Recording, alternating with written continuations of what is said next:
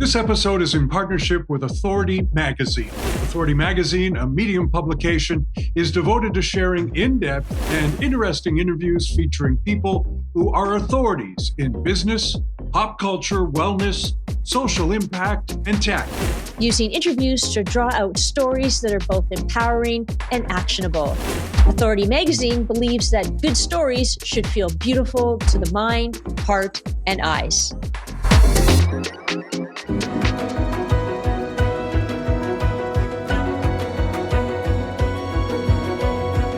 Welcome to this week's Believe in People, where today we'll meet traveler, actor, and soul seeker Jane Sibbett. From her role as Ross's wife on the sitcom Friends to her role as a spiritual prayer dancer, Jane's life is a journey. Jane, welcome to Believe in People. Oh, thank you for having me, Amy and Kevin. It's so great that you're here. Jane, you just got back from Alaska. What took you there? Well, it was an invitation basically to take care of my dog up there. But it turned out to be this great adventure. One of those life-changing adventures, truly. My business partner was teaching ice climbing and orienteering, and I needed to go and help with our dog. But it turned into a big adventure of story and connection, all sorts of things. It's one of those things that just like threw me into this ice, into this world, and really flipped my lid. I'm still processing. Wow. I happen to be the father of a young woman who lives in Alaska and has been there for about 6 years now. And I must say, I've been to Alaska multiple times throughout my career and life and what have you. But you use the word spiritual, and I have to tell you, I mean, there are periods, times of the year where it's anything but a spiritual experience to be in Alaska. If you're in the middle of a blizzard or an ice storm or what have you, or even the wind sometimes. But it is, I mean, you can, especially when the Aurora Borealis shows up or something, it is an out-of-body experience. And for someone who is as spiritual as you are, how do you describe how that happens to you? Because it's such a natural environment. You know, all of those things that you just talked about, I experienced. I experienced a blizzard, a little bit, but the incredible winds, the incredible snowstorm that you can't see in front of your face, the way that you go out and you're thrown out into, like when I got into Fairbanks, it wasn't that cold. It was only -8. But that was a shock to this California girl to have that kind of cold and to be thrown out into the woods immediately and have to go like take the dog out where the wolves are and the moose are. And it was deeply a spiritual experience. And the Aurora Borealis, I mean, literally, I actually thought for a moment that I might have to live there a longer time because the interface with the real world was so profound and so moving. Yeah, so as long as you have the right equipment, I think it's all right, as long as you're warm. And I had beautiful -40-degree coats and pants and things like that, so I could experience it. Highly recommend it. So where does your daughter live? In Fairbanks, just outside of Fairbanks, yeah. And so that's where lives too. So yeah, you know. Spends a lot of time in the wild, in indigenous communities, and doing environmental surveys and the like. And I think I think it's been life-changing in many ways. And so there you have it. It's just the natural environment, and to be in it. I mean, the world is a lot more than urban areas, as you know, you find out when you go to a place like that. But I guess I wanted to know really, how does it affect you? Because you did describe yourself as a Southern California girl. When you see that this kind of environment that you're in, does it change you? Yes, I'm most definitely changed. I've always been a fringe girl. I actually grew up in Northern California, but I've always been one who's interfaced with the elements anyway. So I was always on Yeah. a sailboat, riding my horse, or always in the mountains climbing, and then I moved my family to Hawaii for 7 years. So lots of ocean swimming, lots of whale swimming and dolphin swimming. Really, it's always been important. That's always been my interface with spirit, with source, with God, goddess, all that is, whatever you want to call the creator, force. But Alaska was different. Alaska moved me in the way that it was probably the closest thing, but very different than when I swam with the humpback whales for the first time. I swam with them for 3 weeks in Tonga every single day, except for Sundays. And it was the feeling of just being in the mountains and really being able to listen to all the elements. I know it sounds for some people like, whoa, this is, we got off the deep end, but you can't help but to feel that, especially when you see the unseen forces of the solar storm and meeting the electromagnetic field with the aurora borealis. You can't dispute the fact that there's a lot of really beautiful energy dancing all the time when you're in this kind of world. It's so to talk about how I am right now. I'm still having trouble with words. I went for a walk yesterday. I needed to have a walk. I walk so fiercely every day, like 6 hours with a dog across glacial fields and all sorts of things when we were traveling all around Alaska these last few weeks. And I felt as if I could look up and I could still see the mountains. Or my ears were listening for the crunch of the snow to make sure I wasn't hitting ice. It was a really, it was kind of, as if I was in multiple planes. So for some, that might sound psychotic coming from my background in Hollywood, but it's also this hologram that we create as artists. So it's not that far a jump for me as artists. When you're on stage, you're creating a reality, right, with your audience. You're creating a new world and everyone's buying into this kind of world. Alaska showed me that world can come back with me too. So just the way that you might think of your child, even a memory when they were a child and you're holding them in your arms and you can remember that laugh that just made you cry, that kind of thing. So. And Jean, I think the really interesting power, energy, or vibe is that you're so open to it, and I think that's what makes such a difference, no matter where you are in the world. And I think Alaska just elevated that experience for you. So, which segues kind of into we'd like to learn more about this. You're a conduit. You're or a prayer dancer. What is involved in that experience? Wow, Amy, I'm still trying to work through this. And this is part of the reason why I've been working on this memoir for a while, because I'm still trying to process it. It was not anything that I ever expected. It was anything I trained for. And then suddenly, boom, there was a gift going through me that I think that we all have. But here's the thing too. What's the process? As an actor, you train, you work very hard. I was a method actress. I went to UCLA, got my degree there. You work very hard on the specificity of a sense recall. You work very diligently on making sure that you remember how it feels to fall in love. And so I'm open in that way. Even when I was going through it years and people were saying, why did you get chosen? And I was saying the same thing. Why me? I'm an actress. So the last thing you want for a conduit, if you're actually someone who actually can get out there and help people, which has gratefully and surprisingly been happening for 8 years now.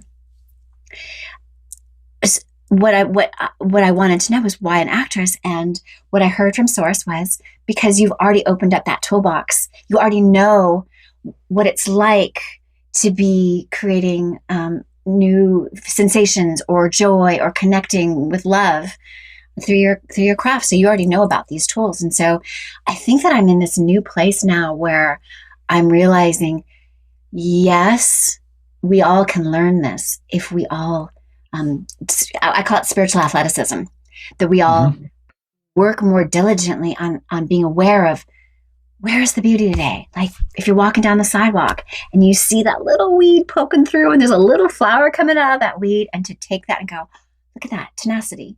That is tenacity right through the crack in the sidewalk. Or hearing a bird, like, wow, I can hear that bird. Is it a nest? Is there new life? Your heart is constantly yearning for experiences of joy. And so I feel like this is where I'm at right now. I don't know if I answered. I still feel like I wrote about this in my newsletter this last week, that I feel like I'm bones, and that Alaska's just kind of washing through still. So please forgive me if I'm spiraling like a northern light right now. Well, um, a couple of things. You mentioned that you're an actress. I think we should point Yeah. out that perhaps the role that most people would know you by was being Ross's ex-wife who became a lesbian, or always was a lesbian but got married anyway, to Ross on Friends. Okay, so we've said that, so we don't have to say Mhm. that anymore in the show. You're also being involved in some films, and Yeah. and you're right. So now I'm going to get back into the other thing. You said something that Okay. I think really stuck with me a second ago, and that was, you just sort of blurted out, "Where is the beauty today?" And I thought, well, that's kind of a neat thing to say. Yeah, where is the beauty today? Well, of course, if you're all muddled into whatever we all get muddled into, you're not going to be looking for it. So you have to kind of, I guess what you're saying, you kind of have to break out of that and seek it. Yeah. Okay, so there's me picking up on something that you said. Whether or not there's going to be a question out of all of this is beyond me at this point, where I'm But you struggling. two are So no, but it's anyway, what you. so I'm being just as, psychotic as you said that you were. But then you mentioned something else, and that is the energy. When you were talking about the Northern Lights, you said about, there's all this energy that actually we don't really understand it. I mean, guys or um, scientists will say, well, it's the result of this and this from refraction and all these. Okay, yeah, but it's also like incredibly beautiful. And I guess in some ways that it's kind of like a wake up. It's like it's Yes. like a dream, except it's real. So Yes. somehow take that profundity and turn it into why you do dancing hands. I'm You thinking know. dancing hands and Northern Yeah. Lights dancing. That's where I'm coming from. I You're hope you right. understand where I'm coming from. I do, and we've always. I think that for a very long time, at least this maybe this segment of our culture has had a hard time expressing ourselves, because there has been so much rigidity in how we believe and how we interact with source energy.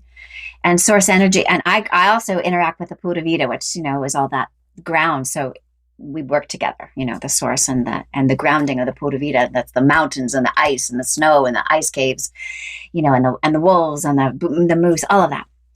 So I find it beautiful, beautiful.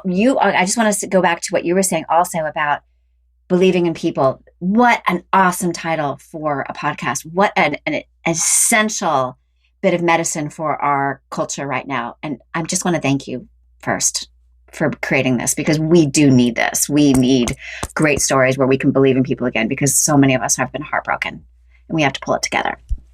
Thank you. So why dancing hands, huh? Why we were there at this place and dancing, and we're seeing this. I think we're all changed. You're right, exactly right. We're changed by seeing the invisible, what's normally invisible. That's always there. Yes, the scientists know it. Yes, the shamans may see it and feel it all the time, and the priests. I'm grateful that I have this new experience, not only of Northern Lights, but this isn't new for me in the last 8 years, to be able to see other energies coming forward, whether it might be masters, and sometimes what happens to me too, it's very strange when I dance in big groups, when my hands dance and source is moving through me, that sometimes people even see the face of a loved one that's passed on interface on my face, almost the way that the Northern Lights dance in front of the mountains and they dance behind the mountains. So I have had so many people coming to me and saying, just falling into tears and seeing their mother that they haven't seen in a decade, or a child that they lost. It's been, and I have no sense of it. I'm just a conduit of it again. So I think that these bigger experiences, for me to go to Alaska and have a sense of this, reminds me again the essential nature of us to follow those impulses, those personal impulses, to interface with what's greater than us, because that lifts us up. I was So, raised in, yeah, go ahead. oh, sorry, go ahead, Jane.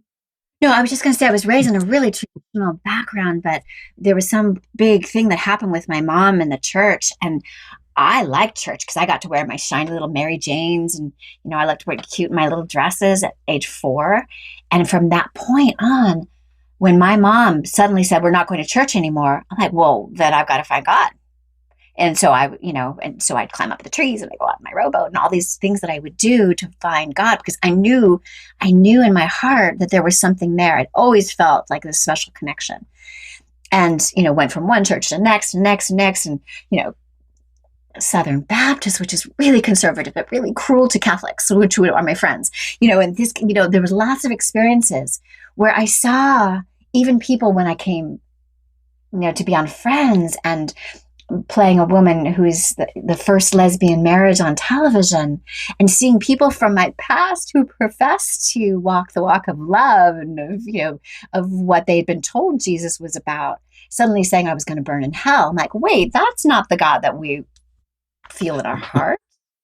So all of these things have just like blown me right up. I'm like, okay, so we've been controlled and spoon-fed our information and our way to be with Source. But what I see now is how important it is if we want to have that sustaining joy, that we really do seek out that beauty and that love and look, as you two do, for the beauty in people. And so we have belief in people because that encourages more people to rise up, right? Wow. It's true.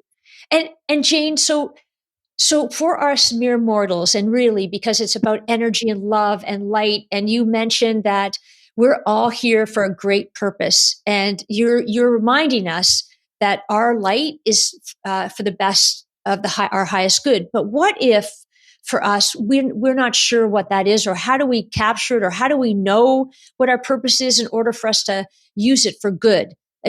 How do we do that? Yeah, that's a really great question. I have a lot of people coming to me and asking, what's my gift? And all I can do is, because I'm still learning how to share that, I know that the gift that runs through me reflects back, whether it's in my dance or my vibration or the voice or, whatever it is. Source uses me as a tool to reflect back their perfection. And when people get a glimpse of their perfection, just even a glimpse, something wakes up, something that's been buried, whether we have memories of being burned at the stake or, other for our. Yeah, I have those memories. Do you? So funny though, but you might have been a warlock. I want to ask you, okay, so where's the glimpse?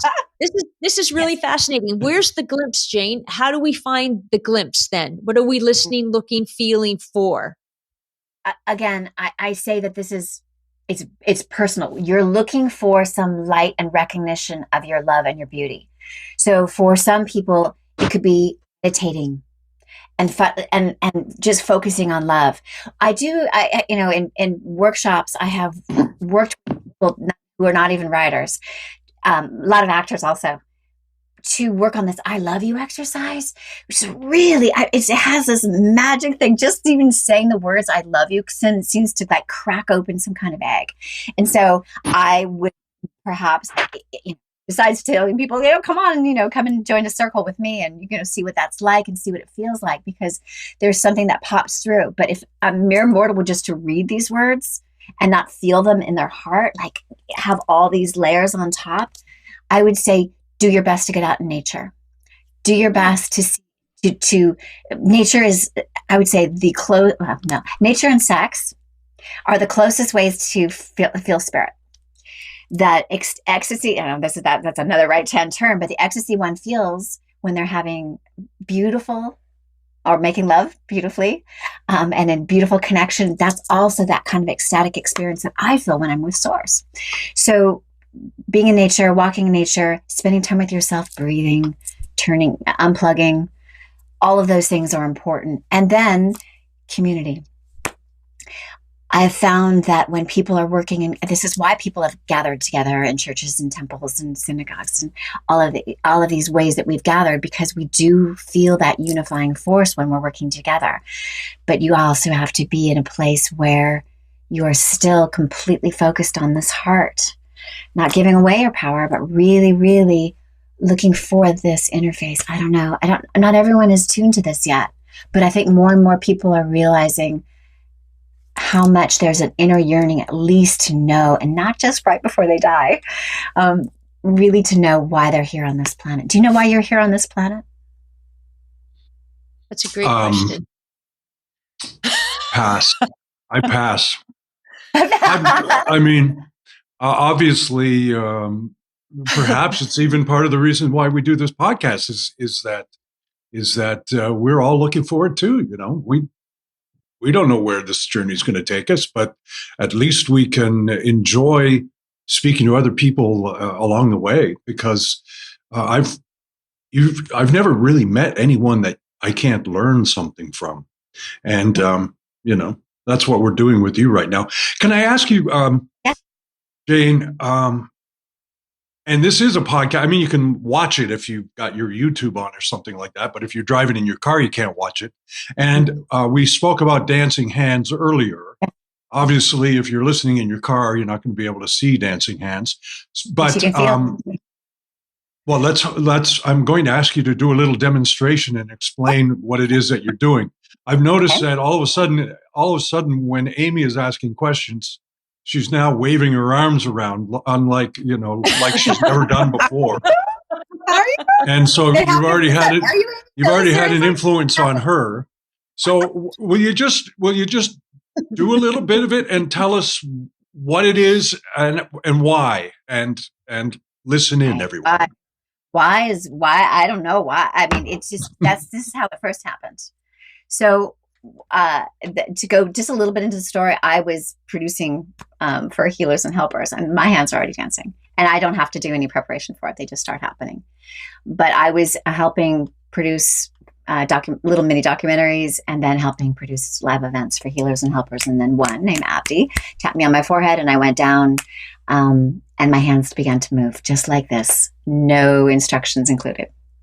And then he came around another hour, went back down, boom, back on the ground. And when I got up, people were saying that they could feel the energy coming off of my hands. They could see it. Now, those are finely tuned people. And I'm like, no, not really. I'm not that person. I was freaked out by the whole woo-woo world. This was not traditionally my world. I would make jokes about that kind of thing, maybe. I was very helping people that were bona fide healers, like the people I was working with. But I'm an actress, and suddenly my hands are moving, and I have no idea. So I asked a few questions. But what my hands did was they began dancing, and they would wake me up dancing. And so I would watch my digits work, and I was fascinated by the beauty of what the dance was, and I didn't know what was really going on. But they would begin to reach out to people that were having some issues, and as that happened, these people were feeling the energy immediately. Now, not everybody's tuned to this energy, but people like hardcore Christians and Jews and Buddhists and people who have no belief system whatsoever and would actually laugh at me and hear about this, like, this will never happen. And I'm like, and I hear, like, how's that thumb of yours? You haven't been able to move that thumb in some time. That arthritis is pretty bad.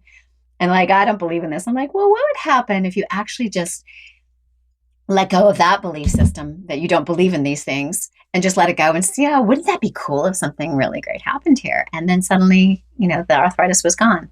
So it can happen in all sorts of ways. So why dancing hands? Again, I think that most people are used to seeing energy coming out of hands, or, there's hands on healers. There's a lot of energy coming out of these hands.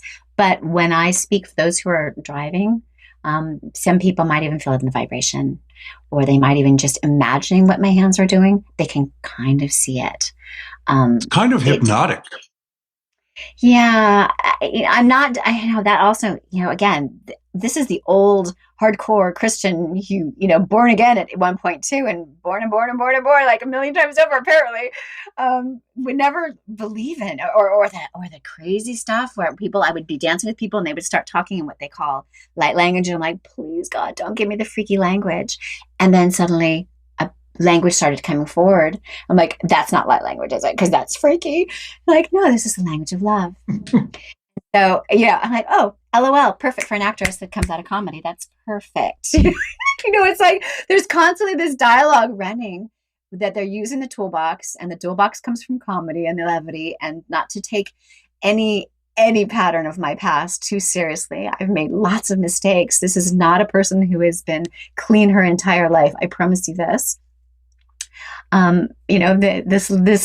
This vessel has had many mistakes, but now with that there comes humility and the desire to make it better for others, because even with all my mistakes, I've also had some really rough times, like many of you, like many of the people that are listening. We've had some really rough times, and so I'm just grateful that Source can help this way. So I'm not a psychic, but I will see things that I'm supposed to see, and I don't ever go where I'm not supposed to go. So I'm not like looking through your journals right now, so you know, because I don't do that unless your higher self said, "Hey, what do you think about this little point on my back that's really kind of sore?" I might see that, or I might see an issue, a relationship issue that might need some extra support, and Source will just go in there. I've worked with people that don't speak English. I've had people. There was a woman in particular I'm thinking of in DC. She brought her mother, who didn't speak English, and didn't tell her mom her mom didn't know why she was there. And my hands just went right to her back on her spot, and they sat there for a minute on the back of her spine. And then her mother started crying. And then her daughter said, "What's going on?" The pain that I've had for the last 5 years is gone. And so, and even a woman brought her mother in that was in late dementia. And this is, oh yeah, I wish I could use this. I would think about this more, because late stages of dementia, she had forgotten her daughter's name already. And I danced with her. Just like I sat in front of her, and her mother just kind of watched my hands. And then she said that she took her mother home, and her mother was set back like 5 years in the best possible way. Like, she could remember, she was having clear thoughts. She wasn't exhibiting any signs of dementia. I've had some experiences where, everything from tumors being removed to suddenly financial flourishing in companies when I've danced as a surprise guest for a company. Then, months later, they suddenly have this booming industry. These are things are you suggesting that this stuff is a cure? I am suggesting that there is a conduit of energy coming through that interacts with your higher self, individually or in a group, to align what might be best for the best and the highest good of one and all. So I always say that one and all, because if someone's looking for wealth and that they must have wealth. I'm not a manifestation coach, but if that is the best and highest good, then that will come through. So because they've also retuned themselves. Their higher self says, "Okay, here's a door." Yeah, that makes sense. Yeah. So I always feel like I clean the dance floor. You can come out and dance if you want to. You don't have to. I never force myself on anybody. But I've seen some magnificent, miraculous chefs that I never, ever would have thought, including helping people over, so that's been interesting too. It's helping people over. That's interesting, Jane. So really, you're the life, the energy, or the opportunity, or the light to be shone on those who are willing to embrace it. You're not pushing, you're just inviting. What you're doing is you're really inviting. Yeah. Yeah. And so I want to invite you, and Kevin and I, we asked this question at the end of our conversation to all of our guests. I'm going to invite you to answer this. Why do you believe in people? Because I see who they really are. I think that I've always been crazily optimistic, surprisingly optimistic, especially with all the things that I have seen and had coming toward me.